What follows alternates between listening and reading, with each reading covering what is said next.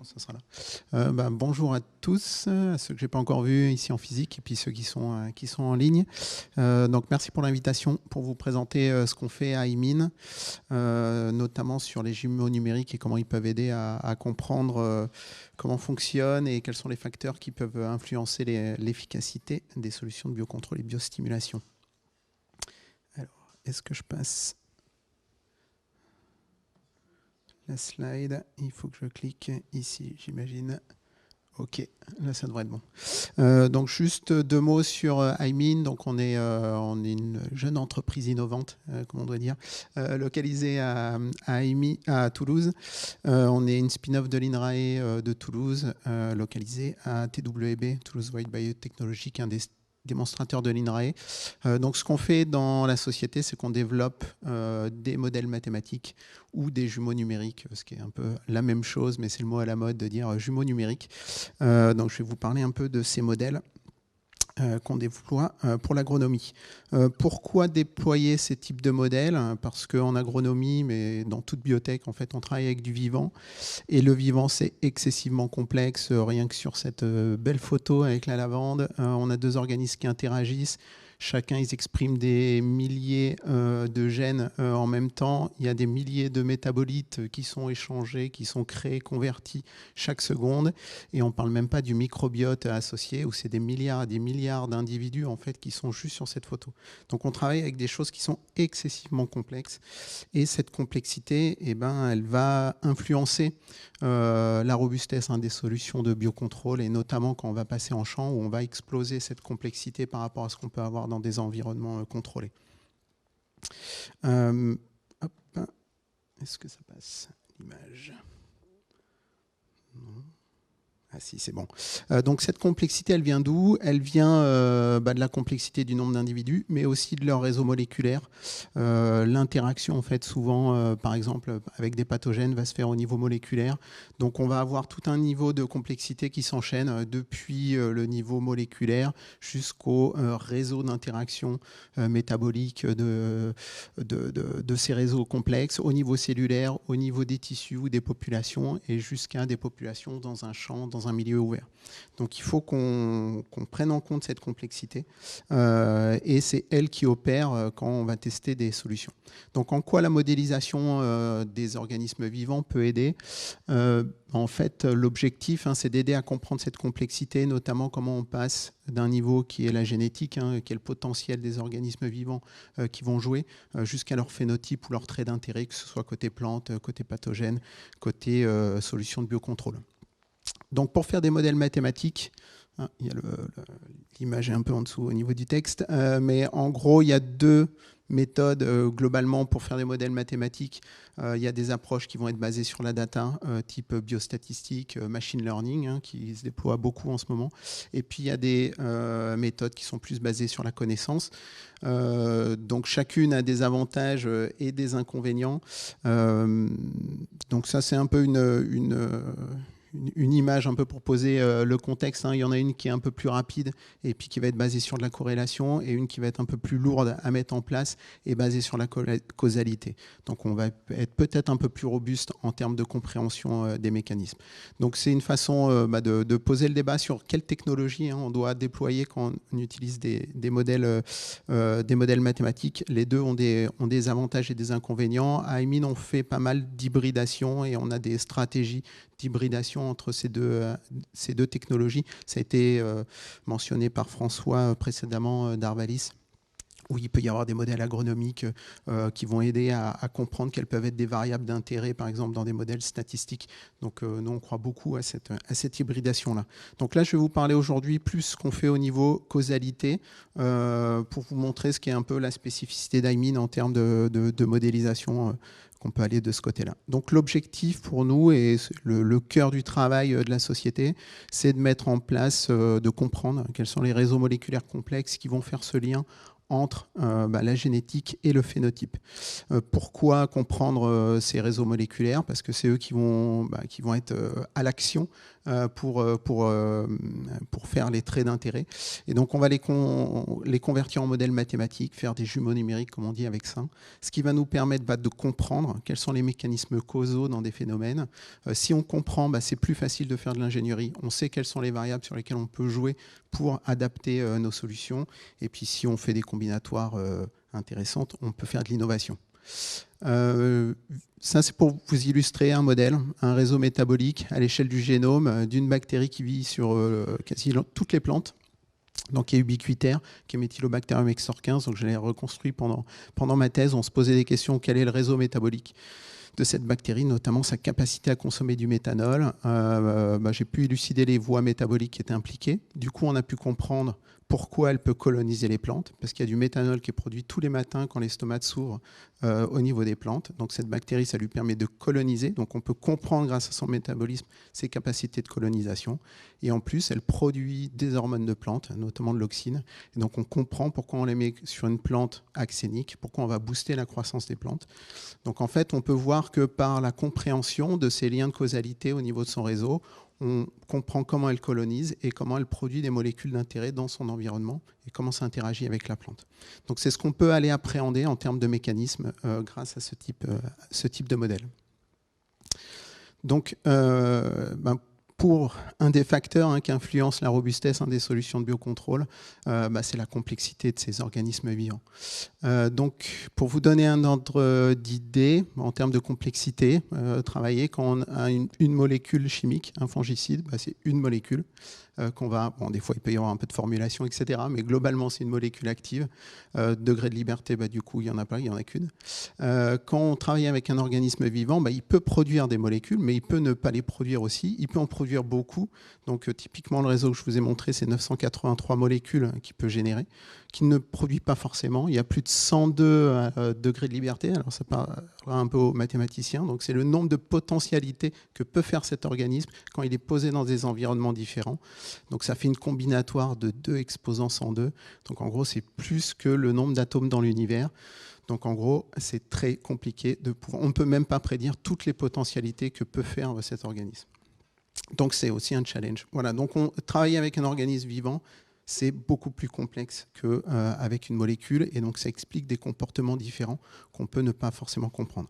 Donc, l'enjeu d'AIMIN, c'est de construire tous ces modèles mécanistiques qui permettent de comprendre le vivant pour l'ensemble des règnes du vivant. Donc, on a fait beaucoup de bactéries, des levures, des champignons filamenteux, des pathogènes, des microalgues, et puis les plantes agronomiques. On a le modèle humain aussi. Donc, notre enjeu, c'est de construire cette base de données en fait, explicative du fonctionnement des organismes vivants. Donc c'est le gros du boulot de l'entreprise. On a fait plusieurs modèles de plantes au niveau moléculaire. Il y en a certains qui étaient déjà publiés, mais bien sûr on a Arabidopsis thaliana, mais aussi maintenant des plantes de grande culture. Notamment on a un projet avec l'imagrin sur le maïs qu'on va déployer, qu'on est en train de reconstruire. Donc, à quoi on peut utiliser ces modèles? Une fois qu'on les a, qu'on peut faire des prédictions, comprendre comment ils fonctionnent, on peut construire des plateformes de screening pour essayer de prédire qu'est-ce qui va se passer si on passe d'une échelle labo à une échelle champ. Donc, comment ça marche? Typiquement, on va faire ce qu'on appelle un jumeau numérique. Donc, on doit avoir un modèle mathématique qui prend en compte cette complexité et qui va permettre de mimer ce que va faire une plante dans un environnement donné. Donc, il y a tout un travail de validation et de construction de ces modèles. Donc, notamment pour voir est-ce que déjà on peut prendre en compte les conditions environnementales avec les plantes. Donc, il y a déjà des modèles qui ont été déjà construits pour des modèles agronomiques, notamment au niveau mécanistique, qui vont prendre une certaine degré de complexité du système, comme l'allocation de ressources entre les organes, comme la photopériode, etc., pour pouvoir prédire en fait l'ensemble du cycle de vie de la plante, depuis la germination jusqu'à une performance qui peut être un rendement en champ dans des conditions climatiques données. Donc, ce qu'on améliore à ces modèles, qui existent déjà au niveau d'AIMIN, c'est qu'on va injecter le réseau moléculaire. Donc, on va prendre en compte vraiment la génétique spécifique de la plante, son réseau métabolique, son réseau de régulation et comment ils vont influencer les autres niveaux d'organisation de la plante. Donc on a pu valider ces modèles globalement avec une accuracy qui est de l'ordre de 95% sur la prédiction de la croissance qu'on a pu faire au niveau d'Arabidopsis thaliana. Donc on a pu voir est-ce qu'on peut tester, on pousse le modèle à prédire quelle va être la robustesse d'un trait, là qui était la croissance, avec une population d'Arabidopsis thaliana pour voir quelle va être la robustesse de ce trait à un changement de la photopériode. Donc c'est ce qu'on a pu tester sur la plateforme de phénotypage Alinrae. Et puis on a réalisé les données expérimentales pour valider. On a bien montré en orange que l'observé était proche de ce qui était prédit. Et on voit le gain de temps et la capacité d'exploration de ce paramètre-là qu'on peut avoir en in silico par rapport à le temps de l'expérience qui peut prendre beaucoup de temps. Donc voilà, donc on peut voir, on peut prédire, on arrive à prédire l'effet de l'environnement. Maintenant, on va essayer de rajouter des biostimulants ou des solutions de biocontrôle et de voir comment on peut implémenter ça. Donc ce qu'on a dû rajouter, notamment pour la biostimulation, c'est tout ce qui va être diffusion des molécules au niveau des plantes. Donc il y avait déjà des premiers modèles qui avaient été construits, donc on a pu implémenter et améliorer, et on a rajouté notre niveau moléculaire, c'est-à-dire de voir la diffusion des molécules en intracellulaire dans les différents organes pour prédire est-ce que les molécules qui sont appliquées sur la plante vont bien arriver à une concentration suffisante pour activer leur cible dans la plante. Donc ça, c'est typiquement des simulations qu'on va avoir avec ce type de modèle, avec en haut à gauche la rosette, la croissance de la plante. On a vraiment chaque feuille sur la droite, en haut à droite, c'est vraiment chaque feuille, sa taille, son émergence. Voilà. Et en bas à gauche, on a la concentration de la biosolution au niveau de la feuille, au niveau du sol, au niveau de l'air, au niveau des racines, pour voir éventuellement une réabsorption qui pourrait arriver sur les racines. Donc là, c'était un spray foliaire qui a été simulé et observé. Et puis on voit en intracellulaire, au niveau de la feuille, on a vraiment au niveau de la mitochondrie, du chloroplaste, quelle est la concentration. Donc on a pu valider ces modèles pour prédire l'effet de différentes molécules chimiques avec une accuracy de 80% sur les premiers 10 jours après application pour des mécanismes différents, des analogues d'hormones et des molécules qui ciblent le métabolisme central ou les transporteurs. Donc voilà un peu pour comment on peut explorer, tester des solutions et avoir une idée de leur effet. Et ensuite, quand on veut cibler un cas de pathogène, on rajoute une couche de complexité. Il faut rajouter l'effet du pathogène. On a parlé de la variabilité génétique du pathogène, etc. Donc il faut qu'on puisse la rajouter dans le jeu. Donc toujours on augmente la complexité. Ça, c'est un exemple du modèle le plus sophistiqué qui a été développé au niveau d'un pathogène qui est Ralstonia soacerum, qui attaque notamment les solénacées et la tomate. Donc, on a un modèle intégré avec différents collaborateurs en Chine et puis en Angleterre, et puis au LIPM à l'INRAE, où on a le modèle métabolique, le réseau de régulation de la virulence du pathogène et toute la simulation de la dynamique d'infection du pathogène pour savoir quand est-ce qu'il faut appliquer la biosolution, quand est-ce qu'on peut avoir une action pour contrôler ce pathogène. Donc ça, il faut toujours valider les modèles. Donc là, c'est une validation avec les données expérimentales en vert et les données simulées en gris. Donc on a une barre d'erreur qui est due au paramétrage du modèle et des données expérimentales. Mais globalement, on prédit bien l'apparition des symptômes et de la maladie avec une dynamique qui correspond à ce qui est observé expérimentalement. Donc, pour essayer de contrôler avec un agent de biocontrôle, il faut rajouter encore une couche de complexité qui est les autres micro-organismes, les autres microbiotes qui vont être présents, qui peut éventuellement influencer son comportement. Donc là, ce qu'on fait, il faut intégrer le microbiote qui peut être présent en champ. Donc généralement, on part de séquençage qui peut avoir d'identification, de qui est présent, quelles sont les espèces, quels sont les OTU. On peut voir en fonction des différents détails qu'on peut avoir sur les communautés. Et ensuite, on fait chaque modèle de chaque espèce, si possible, et de reconstruire cette communauté in silico qui va influencer l'agent de biocontrôle qui va être déployé. Donc ensuite, il faut toujours le valider. On regarde est-ce qu'on arrive bien à simuler avec cette communauté le comportement. Et quand on arrive à le faire, du coup, on peut explorer in silico. Qu'est-ce qui se passe si on modifie ce microbiote, si on ajoute un agent, un biopesticide, et optimiser sa performance et sa robustesse. Donc là, c'est un exemple avec Ralstonia acérum, ou à gauche, là, on a un scénario sans pathogène avec les 3 principaux micro-organismes qui sont au niveau du sol. C'est un pathogène qui attaque par le sol. Et le comportement de la plante. Et ensuite, on a un scénario avec un pathogène, donc qui arrive à un moment où on va appliquer l'infection et on a un pathogène qui va coloniser la niche écologique, le sol, qui va la supplanter et qui va arriver à une certaine concentration qui va faire qu'il va pouvoir infecter et entraîner la maladie. Donc on a screené différents agents biopesticides, différents micro-organismes, avec comme hypothèse de se dire on va chercher un organisme qui va rentrer en compétition trophique, c'est-à-dire qui est là pour consommer les ressources que le pathogène ne pourra pas utiliser. Donc ce qu'on a trouvé, c'est un organisme qui certes n'éradique pas le pathogène, mais va consommer suffisamment de ressources pour l'empêcher de coloniser sa niche écologique et le garder en dessous de sa capacité à infecter la plante et de conduire à la maladie. Donc voilà le type de simulation et d'exploration qu'on peut faire pour trouver des nouveaux agents. Et là, c'est juste pour finir, pour montrer comment on peut utiliser après ces outils, pour voir comment on peut utiliser cette complexité comme un atout. Ça, c'est ce que l'on fait dans le cadre du consortium Succide, qui est piloté notamment par l'IRHS à Angers, par Mathieu Barré notamment, sur le fait de designer des biosolutions contre la fonte des semis, avec une idée de la complexité du vivant, qui fait que c'est difficile de savoir comment un organisme va pouvoir s'adapter, coloniser des environnements très différents. Si on met plusieurs organismes dans notre solution de notre biosolution, on ajoute une diversité génétique qui peut permettre que certains micro-organismes vont permettre d'être plus adaptés aux différentes conditions qu'on peut explorer. Donc là, hop, je reviens juste en arrière.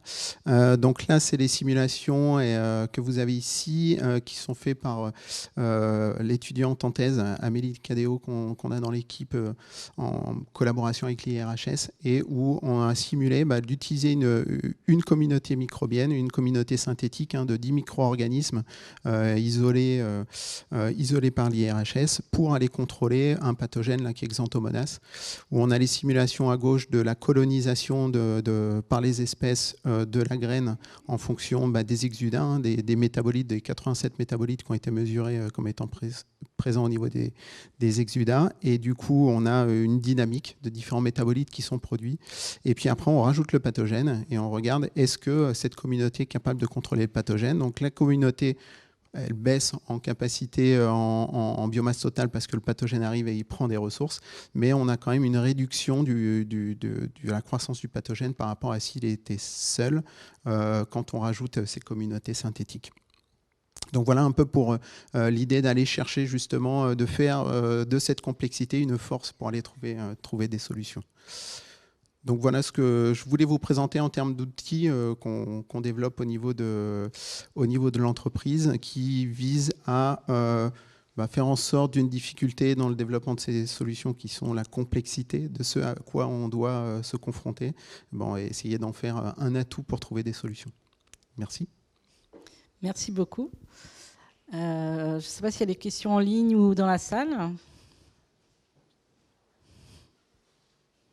Je sais pas. Merci beaucoup pour l'exposé. Je vais comprendre ce processus-là que vous mettez en œuvre.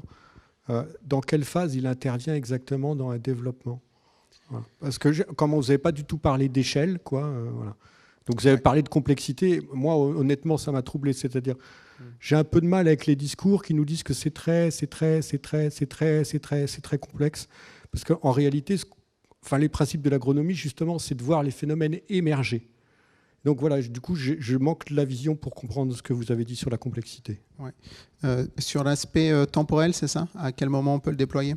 Ouais. Dans la chaîne de développement, et qu'est-ce que ça signifie? Ce que vous avez dit sur la complexité, comment ça se traduit dans un processus de création d'un itinéraire agronomique, quoi? Ouais. Alors, je dirais dans le développement d'une solution, ça peut être très amont, c'est-à-dire sur des phases de screening. C'est de dire, OK, quel est le trait agronomique que l'on veut améliorer ou quel est le pathogène que l'on veut combattre. Et en fonction de de la plante, à protéger du pathogène, des zones géographiques, la solution à designer ne va pas être la même. Le micro-organisme qui va être capable de s'implanter, soit dans le sol ou au niveau foliaire, ne va pas être le même en fonction de la plante, etc. Donc l'idée, c'est vraiment de partir de cette spécificité, de cette complexité qu'il peut y avoir au niveau agronomique, et de la prendre en compte dans les phases de screening qui peuvent être très amont. Et ensuite, il y a tout l'accompagnement des projets jusqu'à des phases vraiment de tests en champ et de compréhension en fait de quels sont les facteurs qui ont pu influencer une réponse. Et là, on peut utiliser le modèle, un peu les prédictions, un peu comme ça a été montré ce matin, de se dire on a une prédiction du comportement auquel qui était attendu et qu'est-ce qu'on a observé.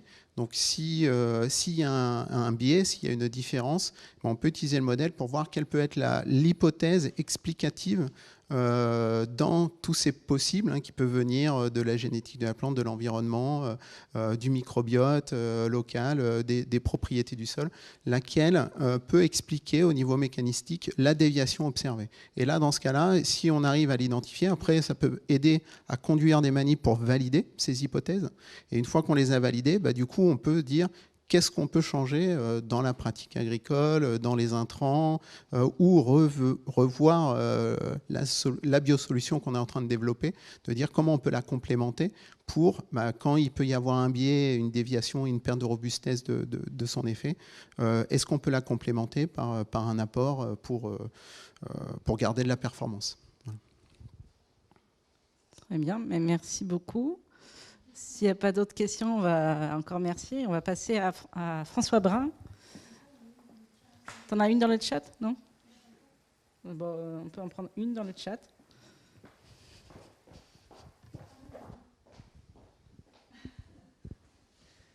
Alors, vous vous basez sur quoi pour déterminer la dynamique des populations au sol et leur interaction avec les bio... Ça, c'est peut-être pas pour vous aussi. Et ensuite, il y a une deuxième question, du coup, c'est dans quelle mesure êtes-vous capable de valider les résultats de telle modélisation? Avez-vous une validation de vos observations? Ouais. Alors, pour les validations, j'en ai montré certaines. Donc, on a globalement, c'est ce qu'on fait toujours, c'est des validations au niveau, dès qu'on développe un modèle, on voit quelles données expérimentales vont les valider. Donc, que ce soit sur les dynamiques d'infection, les dynamiques de population. Ce qui peut être des dynamiques de population dans le sol, on peut suivre quels sont les micro-organismes qui sont présents et comment il va y avoir une variation des différentes espèces au sein d'un sol au cours du temps du cycle de vie de la plante, après application de la biosolution par exemple, ou après l'attaque du pathogène. Donc là, ça va être, on peut faire des extractions et du séquençage pour identifier qui est présent et en quelle quantité. Donc voilà. Et après, on va valider est-ce qu'on prédisait bien avec le modèle ce qui est observé. Sinon, pourquoi? Et là, ça peut devenir intéressant d'essayer de comprendre pourquoi. Merci.